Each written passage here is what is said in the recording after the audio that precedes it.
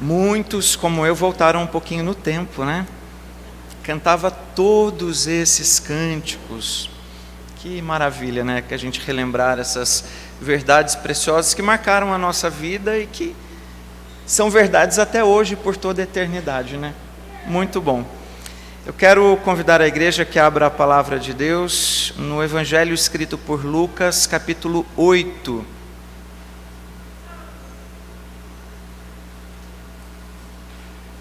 Eu farei a leitura dos versículos 40 a 56. Lucas 8, de 40 a 56.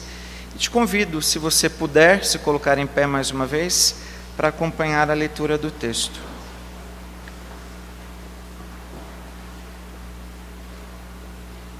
Lucas 8, de 40 a 56. Ao regressar, Jesus, a multidão recebeu com alegria, porque todos o estavam esperando. Eis que veio um homem chamado Jairo, que era chefe da sinagoga, e prostrando-se aos pés de Jesus, lhe suplicou que chegasse até a sua casa, pois tinha uma única filha de uns 12 anos que estava à morte. Enquanto ele ia, as multidões o apertavam. Certa mulher que havia 12 anos vinha sofrendo de uma hemorragia, e a quem ninguém tinha podido curar, e que gastara com os médicos todos os seus haveres, veio por trás dele e lhe tocou na orla da veste, e logo se lhe estancou a hemorragia. Mas Jesus disse: quem me tocou? Como todos negassem, Pedro com os seus companheiros disse: mestre, as multidões te apertam e te oprimem, e dizes: quem me tocou? Contudo, Jesus insistiu: alguém me tocou, porque senti que de mim saiu poder. Vendo a mulher que não podia ocultar-se, aproximou-se trêmula e, prostrando-se diante dele, declarou à vista de todo o povo a causa por que ele havia tocado e como imediatamente fora curada. Então lhe disse: filha, a tua fé te salvou, vai-te em paz. Falava ele ainda, quando veio uma pessoa da casa do chefe da sinagoga, dizendo: tua filha já está morta, não incomodes mais o mestre. Mas Jesus, ouvindo isto, lhe disse: não temas, crê somente, e ela será salva. Tendo chegado à casa, ninguém permitiu que entrasse com ele, senão Pedro, João e Tiago, e bem assim o pai e a mãe da menina. E todos choravam e a pranteavam, mas ele disse: não choreis, ela não está morta, mas dorme. E riam-se dele, porque sabiam que ela estava morta. Entretanto, ele, tomando-a pela mão, disse-lhe em voz alta: menina, levanta-te. Voltou-lhe o espírito, ela imediatamente se levantou, e ele mandou que lhe dessem de comer. Seus pais ficaram maravilhados, mas ele lhes advertiu que a ninguém contassem o que havia acontecido. Que Deus nos abençoe no momento de estudo de sua palavra mais uma vez nessa manhã. Os irmãos podem se sentar. Como nós falamos desde o início do nosso culto, nós estamos começando as celebrações que antecipam o Natal, falando sobre o Advento, que é o tempo da espera. E quando nós pensamos nos textos que foram lidos, os textos do profeta Isaías, falando de um tempo 700 anos antes de Cristo, e pensar que o povo aguardou ansiosamente, talvez alguns com muita esperança, talvez outros com menos esperança, mas um povo que aguardou tanto tempo a vinda do Messias, até que ele veio, se encarnou, cumpriu o seu tempo aqui, o seu ministério, voltou para junto do Senhor, e hoje nós continuamos aguardando o Senhor, aguardando o retorno dele, aguardando o Senhor das nossas vidas, naquele grande dia em que virá vestido de toda a glória, revestido de todo o poder, para buscar a sua igreja, e nós vivemos esse tempo de espera. Eu quero nessa manhã ainda sair um pouco do contexto da espera do Natal, para pensar de maneira muito prática em como nós continuamos e precisamos continuar esperando pelo Senhor. Nós sabemos disso. A palavra do Senhor nos fala em vários textos que nós precisamos esperar no Senhor. Mas quando de fato estamos vivendo alguma situação que nos conduz a um tempo de espera, e às vezes até um tempo prolongado de espera, nós podemos concordar que não é fácil. Nós ficamos ansiosos, nós ficamos preocupados, nós muitas vezes reclamamos ao invés de humildemente esperarmos no Senhor. E esse texto nos conduz a essa reflexão. E eu creio que com todas essas mudanças que aconteceram de uns 15 anos para cá, aproximadamente, essas mudanças tecnológicas aceleraram muito a maneira que a gente enxerga a vida. E a gente precisa sempre nos lembrarmos, para que o fruto nasça, tem o tempo da semente ser plantada, germinar, brotar, dar flor e fruto. E quanto tempo leva isso? Para as mães terem seus filhos, 9 meses de espera. Quanto tempo de expectativa, de sonhos, e tantas outras situações que nós precisamos esperar acontecer. Eu me lembro de uns bons anos atrás, quando eu me correspondia por cartas. Talvez você tenha feito isso, né? Escreve a carta, cola a carta, vai no correio. Pegava uma fila enorme no correio lá em Taubaté. Aí posta a carta, dependendo de onde ia, né, era quase uma semana para a carta chegar na casa da pessoa. E aí ficava naquela expectativa de aguardar a resposta. Será que a pessoa recebeu? Será que gostou, não gostou? Escreve a carta, cola, e aí esperava de novo o tempo de receber a resposta, né? E hoje em dia a gente vai no WhatsApp, e aí você vê, já ficou azul e a pessoa não me respondeu. O que está acontecendo? Tem nem 10 segundos, eu mandei a mensagem e a gente já está impaciente, aguardando uma resposta, cobrando uma resposta. E dentre tantas outras coisas que aceleraram o nosso modo de encarar a vida, que trouxeram algumas facilidades, isso é indiscutível, mas ao mesmo tempo eu acho que tem contribuído para que a gente seja mais impaciente. E nesse sentido, a gente foi desaprendendo a esperar.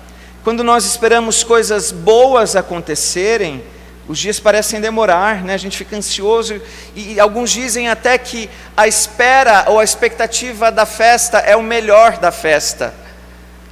Mas e quando nós estamos lidando com lutas, com dificuldades, com problemas, e nós precisamos esperar no Senhor, e nós precisamos confiar no agir de Deus, confiar que Deus tem o tempo certo para todas as coisas.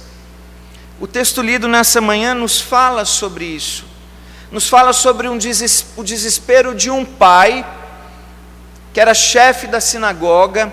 Provavelmente ele era quem organizava a liturgia ali dos momentos de adoração, alguém instruído, alguém que conhecia a palavra de Deus, e que corre desesperadamente até o encontro de Jesus, porque provavelmente já havia tentado todas as possibilidades, tentado usar todos os seus recursos para que sua filha fosse curada. E ele vai ao encontro do Senhor Jesus. De alguma maneira ele já havia escutado sobre o que Cristo podia fazer, sobre os milagres que ele já havia operado, e aquela talvez fosse a sua última alternativa. E um coração de um pai diante de um filho doente, e pensar nesse contexto, uma filha doente com 12 anos que estava perto da morte. Não consigo nem imaginar, como pai, o quão desesperador deva ser viver algo semelhante.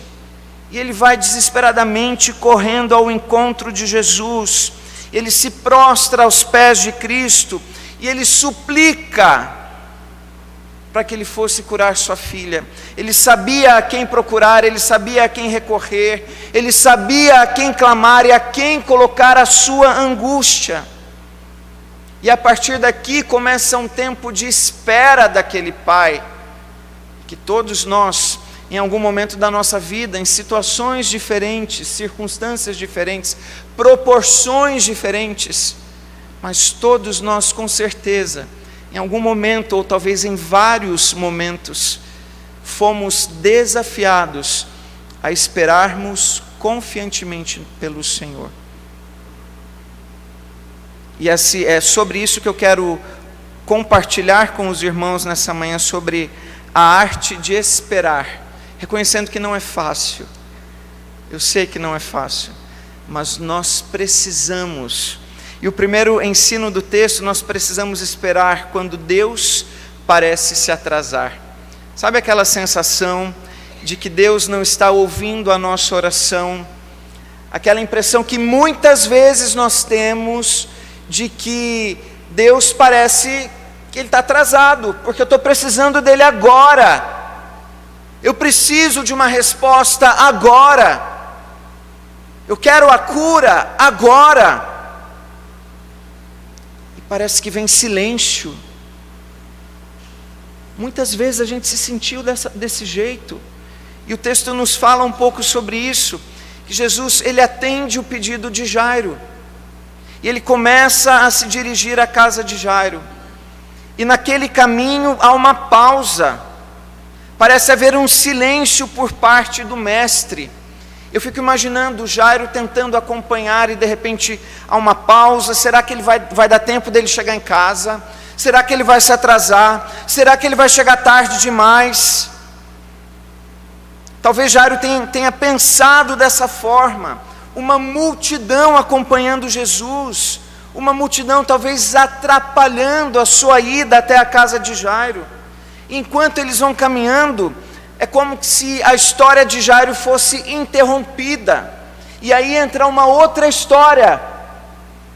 Entra a história de uma mulher enferma que há 12 anos já havia usado todos os seus recursos, já havia gastado o seu dinheiro, já havia ido a todos os médicos e continuava enferma.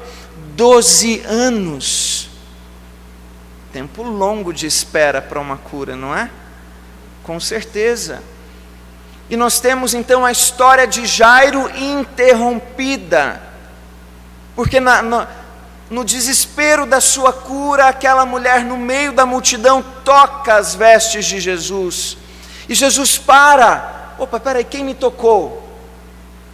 E os discípulos questionam, mas como assim quem te tocou? É tanta gente te tocando, é uma multidão acompanhando o Senhor, e o Senhor vem perguntar quem te tocou. Não, alguém me tocou de uma forma diferente, alguém me tocou de uma forma especial, alguém me tocou com fé, porque eu senti que de mim saiu poder.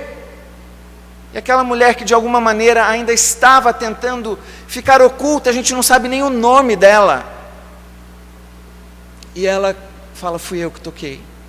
E ela explica a sua motivação, a causa de ter tocado, e ela ouve de Jesus, filha, a tua fé te salvou, vai-te em paz. Lembre-se, Jesus estava indo para a casa de Jairo, curar a filha dele, e talvez nessa pausa, uma pausa importante, uma pessoa foi curada, Jairo pensasse, será que vai dar tempo? Será que ele não vai chegar atrasado? Parece haver um silêncio de Cristo em relação à história de Jairo, à dor de Jairo.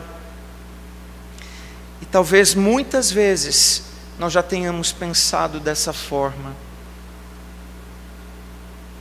que Deus de alguma maneira se atrasou. Será que Deus se atrasa, meus irmãos? Será que o tempo e o agir do Senhor foge ao controle dele? Ou será que Ele tem um tempo exato para fazer todas as coisas conforme a sua santa e bendita vontade. Não é dessa maneira que nós precisamos encarar a vida, mas muitas vezes temos essa sensação de que Deus não está escutando o nosso clamor, de que Deus não está ouvindo a nossa oração, e assim mesmo Deus trabalha no silêncio. Deus trabalha até mesmo quando as circunstâncias nos levam a pensar que de alguma forma Ele se esqueceu de nós, e nós precisamos relembrar a nossa noção de tempo. É totalmente diferente da noção do Senhor do tempo, daquele que criou todas as coisas, daquele que criou o tempo, daquele que governa o tempo. A palavra de Deus nos diz o seguinte: há todavia uma coisa, amados, que não deveis esquecer, que para o Senhor um dia é como 1000 anos, e 1000 anos como um dia. Não retarda o Senhor a sua promessa, como alguns a julgam demorada. Pelo contrário, Ele é longânimo para convosco, não querendo que nenhum pereça, senão que todos cheguem ao arrependimento. Tempo exato para tudo. Ainda um outro texto importante: porque desde a antiguidade não se ouviu, nem com os ouvidos se percebeu, nem com os olhos se viu, Deus além de ti, que trabalha para aquele que nele espera. Deus trabalha para aquele que nele espera. Você tem esperado no Senhor? Não pense, ou não deixe ser dominado por esse pensamento: Deus está atrasado. Ele nunca se atrasa. Os nossos relógios é que são diferentes. O nosso é muito acelerado. O nosso relógio é muito acelerado. Nós somos imediatistas. Nós queremos as coisas resolvidas agora. E nós fomos, ao longo do tempo, desaprendendo a esperar. E muitas vezes nos percebemos impacientes com essa sensação: puxa, Deus está atrasado. Mas nós precisamos esperar também quando outros dizem: não incomodes mais o mestre. Eu fico pensando nessa cena, meus irmãos. Jairo chegando com o coração apertado na sua casa, depois daquela pausa, quando a mulher foi curada, e ele vai chegando na sua casa com Jesus, talvez o coração explodindo de expectativa para que ela fosse curada, ao mesmo tempo que ansioso, preocupado, e de repente vem alguém correndo e fala: não incomode mais o mestre, sua filha já morreu. Gente, que notícia é essa? Quem é que dá uma notícia dessas? Parece que até num desrespeito com o sofrimento de um pai, com o coração tão angustiado. E esse pai chega e é recebido dessa forma. E quantas vezes nós ouvimos coisas semelhantes? Você ainda está orando por isso? Não acredito. Você ainda continua esperando no Senhor? Você ainda continua colocando essa luta sua, a sua causa diante de Deus faz tanto tempo? Para de incomodar o mestre. Isso aí não tem mais jeito não. Quem é que nós vamos ouvir? A quem nós vamos escutar? Aqueles que insistentemente dizem para a gente não incomodar mais o mestre, como se a sua causa, como se a sua luta não tivesse mais jeito, como se Deus não pudesse de alguma forma ouvir a sua oração no tempo dele. Ou nós vamos ouvir a voz do Senhor: não temas, crê somente. Não temas, creia somente. É essa lição que Jairo teve naquela hora. Não ouça o que os outros estão dizendo. Era como se Jesus dissesse: ei, presta atenção em mim, ouça as minhas palavras, eu estou aqui com você, eu vim na sua casa. esquece o que os outros estão dizendo. Nós precisamos aprender essa lição, nós precisamos ouvir a palavra de Cristo, nós precisamos ouvir apenas a voz do Senhor, quando o mundo na contramão pode até dizer para a gente parar de incomodar o Mestre. E quantas vezes nós cedemos a esse tipo de palavra, esse tipo de pensamento, como se fosse loucura confiar em Deus, como se fosse loucura esperarmos no Senhor. E quantos testemunhos, quantas situações que nós já presenciamos, que os nossos olhos já viram, histórias que nós já escutamos, de pessoas que oraram por muito tempo, de pessoas que oraram por muitos anos, até que no tempo exato estabelecido por Deus, Ele ouviu a oração, Ele atendeu o clamor. Nós precisamos continuar esperando quando os outros dizem: não incomodes mais o Mestre. Porque acima dessas vozes, há uma voz muito mais preciosa, que nós precisamos ouvir: não temas, creia somente, não temas, acalme o seu coração, eu estou com você, espere pelo agir do Senhor. Mas o texto ainda nos traz uma terceira lição: nós devemos esperar em Deus quando o impossível está diante de nós. Jairo já havia esgotado todas as suas possibilidades, ele já havia tentado curar a sua filha, ele já havia ido até o encontro de Cristo para levá-la até a sua casa, e ele chega lá e ela de fato estava morta. Todos os recursos haviam sido utilizados, todas as possibilidades haviam sido esgotadas, e de repente poderia parecer naquele momento: foi tudo em vão, agora não adianta mais. Mas a única coisa que ele podia fazer naquele momento era confiar na palavra do Senhor, mesmo diante do impossível. E nós precisamos nos lembrar que é impossível para nós. Nós somos pequenos, nós não somos capazes, nós não temos poder algum, mas os impossíveis dos homens são possíveis para Deus. Nós precisamos nos lembrar que Ele é capaz de fazer infinitamente mais do que tudo quanto pedimos ou pensamos.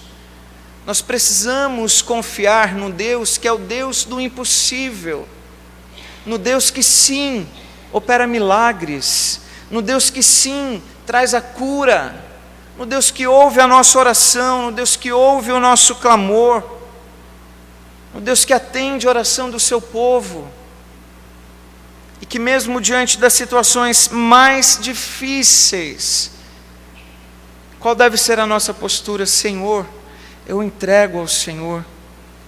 Senhor, eu espero no Senhor. Vou continuar clamando, vou continuar crendo, vou continuar esperando, a despeito de todas as circunstâncias. Mesmo que o impossível esteja diante de mim, vou continuar esperando. É claro que nós precisamos ter equilíbrio, né? Como constantemente nós vemos na TV, pessoas determinando quando, onde e como Deus vai agir. Uma vez eu me lembro de ter visto um desses programas, e o pastor dizia o seguinte, que nós devemos agir como se estivéssemos colocando Deus contra a parede, exigindo de Deus. E aí eu penso que há uma inversão total de valores. Quem é o Deus, ou quem se acha Deus? Quem é o servo, quem é o Senhor?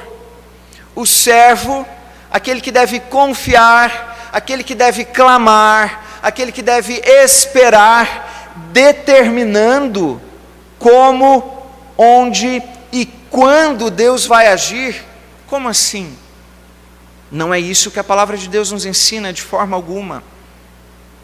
Mas ao mesmo tempo, nós precisamos esperar, mesmo diante daquilo que aos nossos olhos parece impossível. Quantas histórias, meus irmãos, nós já ouvimos, quantas histórias você já testemunhou, Deus operando verdadeiros milagres. Essa semana fui visitar um pastor que veio fazer uma cirurgia aqui na maternidade, aqui perto da Orozimbo, na Orozimbo, né?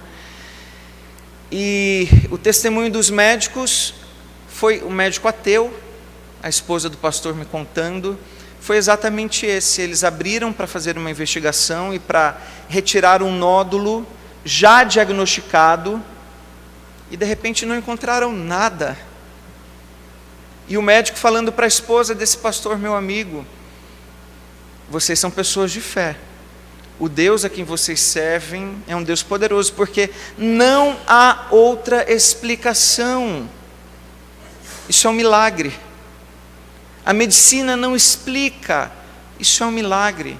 Aquilo que parecia impossível, Deus age no impossível. Deus curou a filha de Jairo, ressuscitou a filha de Jairo. Diante do impossível, nós precisamos continuar crendo, mas precisamos também nos submeter humildemente aos planos de Deus, à vontade de Deus, que é boa, perfeita e agradável. Nós somos apenas servos, não temos o poder de determinar, graças a Deus por isso. Não temos o poder de determinar quando, onde e como Deus vai agir. Humildemente clamamos e humildemente esperamos. E nesse sentido, eu quero perguntar: quanto tempo nós estamos dispostos a esperar em Deus? Quanto tempo? Nós somos o povo da esperança, o povo do Senhor, a família de Deus. Nós somos o povo da esperança. Do começo ao fim, nós devemos esperar confiantemente. Houve o tempo da espera da vinda de Jesus. Agora nós estamos aguardando o retorno do Senhor. E enquanto aguardamos o retorno do Senhor, nós devemos esperar em Deus. As lutas que enfrentarmos, devemos colocá-las diante do Senhor. Devemos ter a certeza de que Deus não se atrasa. Nós é que nos atrasamos. E olha como nós nos atrasamos. Nós não cumprimos o combinado. Nós chegamos atrasados. Deus nunca se atrasa. Nós precisamos continuar esperando no Senhor quando os outros dizem: não incomodes mais o Mestre. Ao contrário, devemos ouvir a voz do Senhor: não temas, creia somente. E nós devemos continuar esperando no Senhor quando o impossível está diante de nós. Nós somos o povo da esperança, palavra tão importante, palavra tão preciosa para todos nós. Meu irmão, não sei que luta você tem enfrentado, espere em Deus, continue esperando no Senhor. Esperei confiantemente pelo Senhor, Ele me ouviu, Ele me tirou de um poço, de um tremedal de lama e me firmou os pés na rocha. É dessa forma que nós devemos esperar em Deus. Espere no Senhor, que haja alegria no seu coração, a alegria que vem do Senhor, que a verdadeira esperança que vem do Senhor possa preencher todo o seu coração, e que nós sejamos mais pacientes e confiantes nesse Deus tão maravilhoso que ouve a nossa oração e que nos abençoa de tantas maneiras. Amém.